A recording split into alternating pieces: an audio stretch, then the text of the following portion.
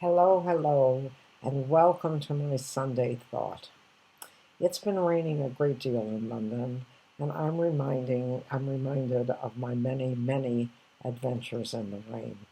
And it began many, many years ago, many, many years ago, when I was a little girl. I was 4 years old, and we lived one block from Fulton School. And my mother would send me out to walk to school, and she would always watch from the window. And I always wore a little hat with a feather that bobbed when I walked, and she would watch me until she saw the little feather turn in and go into the door of the school. But sometimes we would start out and it would be dry, but halfway there, the rain would start because the rains in Toledo, Ohio are unbelievable. They are so huge. It's as if somebody dumped a bathtub on top of you, just emptied a bathtub. And when that happened, my mother would come before the end of the morning session, would come to the school with dry clothes and dry socks and dry shoes for me. And it always embarrassed me to death. So one day I said to the teacher, I said, I don't want to walk here in the rain. And she said, Oh, Lynn Ruth, she said, you're not sugar, you're not salt, you won't melt. And that established the feeling that I had that rain was something that must never, ever stop me. And usually I would get caught and I would be ill prepared because I've never seemed to be able to get outfits that really and truly keep the water out. And the time that I'm thinking of several times. First time that the rain just overwhelmed me was when I was living in my mobile home, and I was recovering from my illness, and I would walk several miles a day uh, with the dogs. And at that time, I had David, and at the time I'm talking about, I also had Cindy, a little chocolate poodle, who lived with me through many, many hardships. She was a wonderful companion. And I would leash them up, and I would get dressed as well as I could for the rain. But on this particular instance, I didn't expect the rain. And I had scheduled for the afternoon, I had scheduled an interview with a grade school friend of mine whose name was Mary Biggs, because I was writing a feature story for the Toledo Blade. I was a freelance writer for the Toledo Blade, trying to convince them to hire me. They never did. I did this, so off I went to walk the dogs before Mary came to the mobile home. And halfway in the walk, the rain started, and it was as if God had just opened up the heavens and the water gushed down. And I came back into my mobile home, and Mary was waiting for me, and I was just drenched. I had to uh, dry off the dogs. Everything was wet and moldy and horrible, and I had to dry my hair and literally change clothes, and it was so awkward.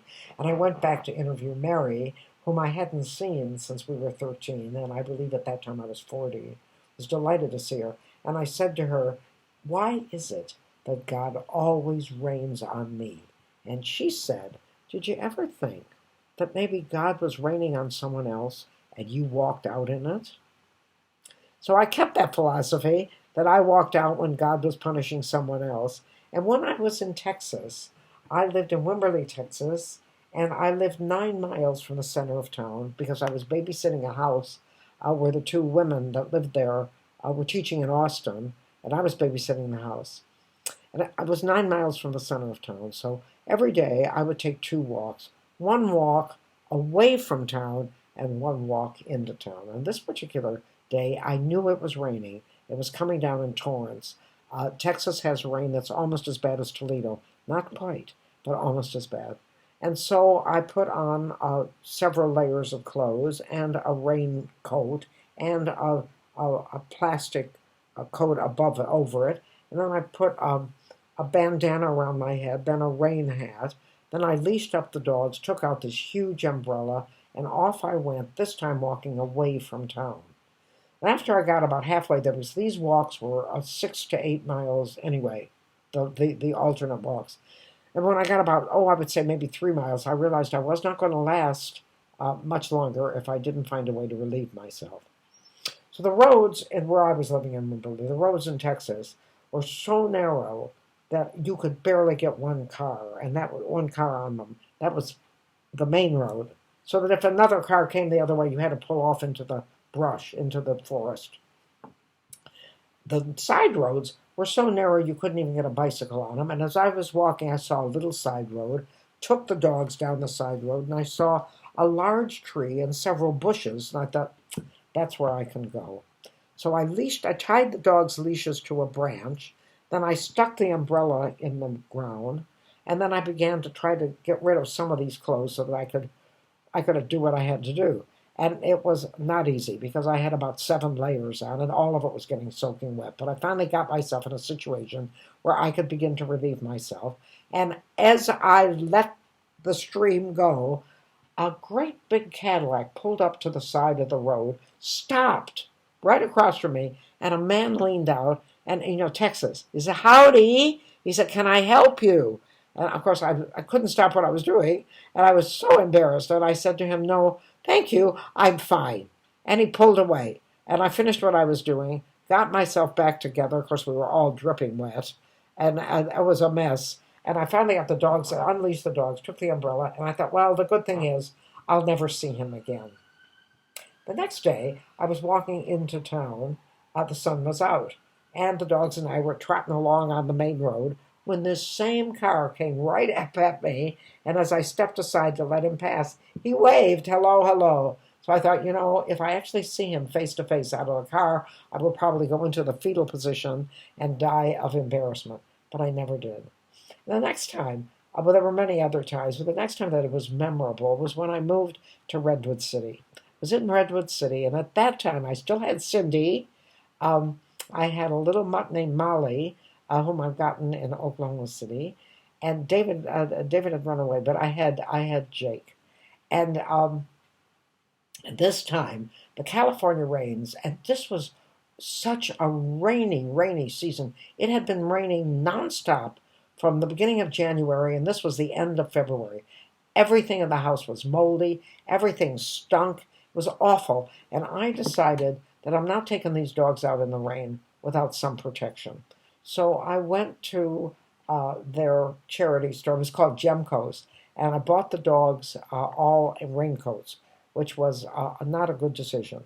And then I got myself an especially big umbrella, bigger than the one that I had in Texas, because I had to protect the 3 dogs and me in this gushing rain that would not stop. I and I decided the dogs have to have their exercise. I've got to go out. They have to do it. So I put the raincoats on the 3 dogs, and I got myself as protected as I possibly could. I got the umbrella, and I started to open up the umbrella. I opened up the door, and it was as if somebody had just taken a pail full of water and just threw it in my face. And it knocked over the lamp, and it drenched the settee, and I could see a big puddle in the middle of my living room floor.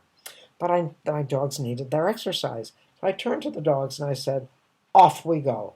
I walked outside with the 3 dogs and their raincoats, and I opened up my umbrella, and it immediately blew inside out and ripped. It was then history. And the dogs and I continued wading through these huge puddles as the wind blew and the rain poured on top of us. Cindy was having no problem. She stayed in her little raincoat and she was nice and dry. Molly had very bad flatulence. She was unbearable to be with. I could never live anywhere with her without the windows open. She was absolutely. And Jake, who was walking beside her, simply couldn't stand being leashed next to her. So he was pulling and pulling at her and pulling away from her and managed to yank off his raincoat and chew it up and pull as far as he could. And he was pulling on me. The umbrella, of course, was gone. Cindy was going along as she should. And Molly, in an effort to relieve the terrible pains that she was having in her stomach, ripped her raincoat out.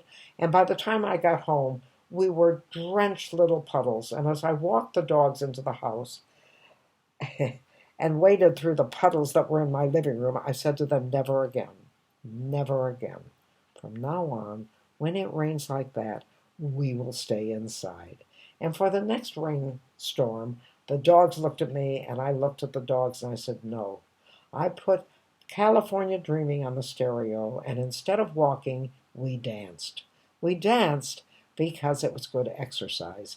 We danced because the because we needed because the rain was outside, and we danced because the rain was outside and we were inside, which was the most wonderful thing we could think of. And since then, I have never gone out in the rain with the dogs. However, I do go out with me, and I am hoping that these rain stories cheered up anybody who's in England right now, who's being drenched with rain that has been going on for 3 days. And thank you so much for joining me for my thoughts on Sunday.